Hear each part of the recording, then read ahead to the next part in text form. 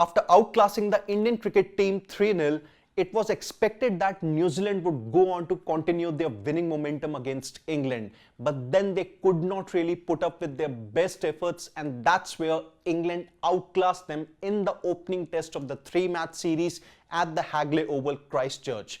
Now, what this defeat has done to New Zealand's WTC final chances? Well, let's take a look. Well, New Zealand now have a total of 2 matches remaining, and both are going to be against England. And New Zealand's best possible finish as far as the percentage of points earned is concerned is going to be 57.14, assuming they win their remaining 2 matches. Now, what this really means is that New Zealand's chances of qualifying for a second World Test Championship final aren't really in their hands, because India, Australia, Sri Lanka and even South Africa still have a few matches remaining, and there's a very good chance that out of those 4 teams, in India, South Africa, Sri Lanka and Australia, 2 would really finish with a percentage of points earned of more than 60%, and this is where it means that New Zealand's chances of reaching the WTC final are all but over, and now they would have to rely on other results to go in their favor, assuming New Zealand win their remaining 2 matches against England, which also would mean that they would win a series against them. But then it's all based on possibilities. But if one thing that can be said in a sure shot manner is that New Zealand's chances of reaching the WTC final are pretty much over. Their fate is not really in their own hands. Now let's take a look at some of the most important stats that were created or broken as far as the records are there in the opening test between New Zealand and England. Well, Joe Root now has gone past India's Sachin Tendulkar by scoring the most number of runs by a batter in Test cricket's history. So Joe Root has a total of 1630 runs now, and before this it was Sachin Tendulkar who had held this record for years with a total of 1625 runs. But now the way this English batter and the former England captain is going, it looks like that he's going to break a couple of more Tendulkar's records there, which might just mean a total of the test runs that Tendulkar has, who currently leads the test charts there.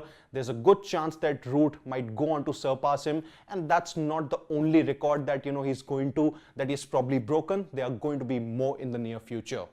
Now, Ben Duckett in this calendar year in 2024, he's had a strike rate of 88.08.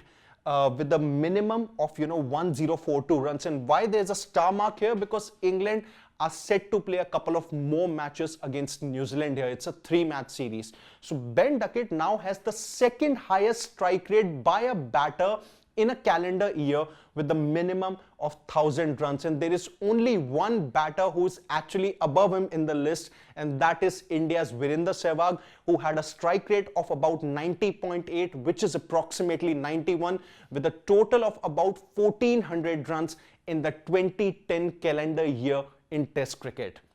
And last but not the least, New Zealand had set England a target of 104 in the opening test at Christchurch, which England overhauled in a total of 12.4 overs. So this is actually the least number of overs that have been taken by a team to overhaul a target of 100 or more in Test cricket. And before this record was actually held by New Zealand, who had chased a target of 109 against Bangladesh in 2017 in Christchurch. So these were the most important stats or the records that were created or broken at the Hagley Oval, Christchurch.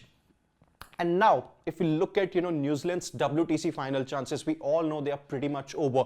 But then what they would really want to do in the next 2 matches is that they would want to give Tim Southee a winning farewell, because this is going to be his last test series.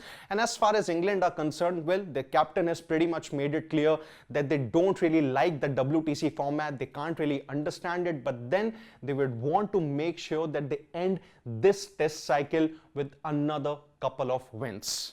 Stay tuned to Sports Today, as we'll bring you all the latest updates and analysis from the sporting world.